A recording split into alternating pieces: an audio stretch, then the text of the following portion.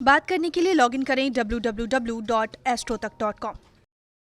देखिए, ऐसा हो सकता है कि स्थितियों परिस्थितियों की वजह से आप एकादशी की तिथि पर व्रत न रख पाएं। कोई बात नहीं, एकादशी की तिथि पर व्रत रखें या न रखें, लेकिन इतनी तो कम से कम सावधानी रखें कि एकादशी पर सात्विक आहार ग्रहण करें, प्याज, लहसुन, मांस, मदिरा का प्रयोग न करें। इतनी तो दया करें ही कम से कम।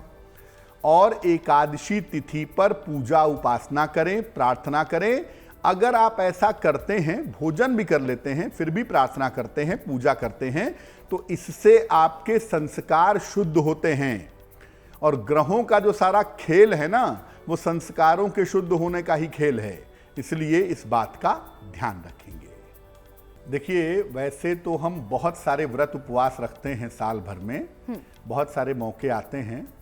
और उसमें अगर हम देखें तो व्रतों में लोग नवरात्र के व्रत रखते हैं, पूर्णिमा का व्रत रखते हैं, अमावस्या का व्रत रखते हैं और एकादशी का व्रत भी रखते हैं। बहुत सारे व्रतों के बीच में अगर हम देखें तो सबसे बड़ा जो व्रत है, सबसे बड़ा जो उपवास है, व्रत का संकल्प है, वो एकादशी का है। चंद्रमा की जो स्थिति होती है ब्रह्मांड में, चंद्रमा अपनी राशि बदलता रहता है और चंद्रमा की स्थिति बदलने की वजह से व्यक्ति की मानसिक और शारीरिक स्थिति या तो अच्छी होती है या तो खराब होती है।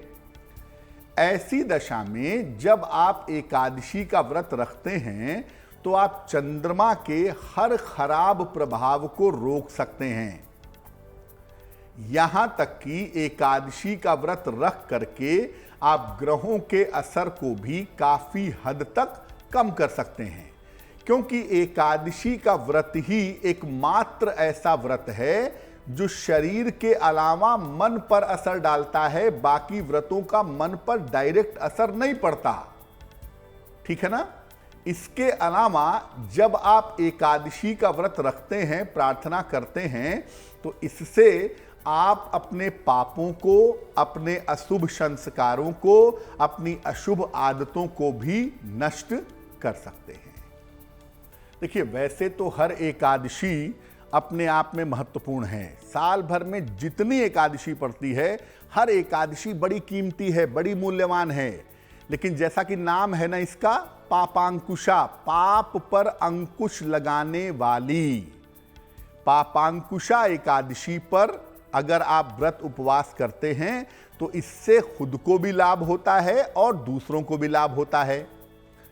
इस एकादशी पर भगवान विष्णु के पद्मनाभ स्वरूप की पूजा की जाती है। पद्मनाभ स्वरूप कौन सा है? पद्म मतलब होता है कमल और नाभ का मतलब होता है नाभि।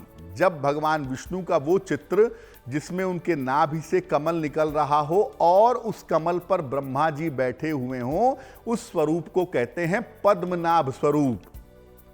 तो पद्मनाभ स्वरूप में भगवान विष्णु की उपासना होती है। और जब आप पापांकुशा एकादशी का व्रत रखते हैं, पूजा उपासना करते हैं, तो मन शुद्ध होता है, आपके पापों का प्रायश्चित होता है। और एक बड़ी अद्भुत बात यह है कि माता, पिता और मित्र की पीढ़ियों को भी मुक्ति मिलती है। एक बड़ी अद्भुत पुस्तक है हिंदू धर्मशास्त्र की, उसका नाम है नारद भक्ति सूत्र। नारद भक्ति सूत्र कहता है कि अगर एक पीढ़ी में भी कोई भक्त पैदा हो जाए तो पूरा खानदान मुक्ति पा जाता है। तो ये बात यहां पर भी है कि अगर आप पापांकुशा एकादशी पर व्रत रख के भक्ति करते हैं, उपासना करते हैं, तो माता के, पिता के, मित्र के या जो भी आपके संपर्क में आता है, सबको मुक्ति मिलती है। इस बार पापांकुशा एकादशी का जो अवसर है वो 16 अक्टूबर को बना हुआ है। देखिए, प्रातः काल या शाम के समय, दोनों समय आप भगवान विष्णु के, श्री हरि के पद्मनाभ स्वरूप की पूजा कर सकते हैं। सुबह समय है सुबह करिए, शाम को समय है शाम को करिए। वैसे सबसे उत्तम जो मैं समझता हूं वो मध्यरात्रि होती है, लेकिन आप सुबह शाम को पूजा कर सकते हैं। मस्तक पर अपने सफेद चंदन लगाएं या गोपी चंदन लगाएं, फिर पूजा के लिए बैठें। भगवान विष्णु को पंचामृत, पुष्प यानी फूल और ऋतु के फल, जो मौसम के फल हैं, वो अर्पित करें। चाहें अगर आप दोनों समय उपवास नहीं रख सकते तो एक समय आप सात्विक आहार ग्रहण करिए।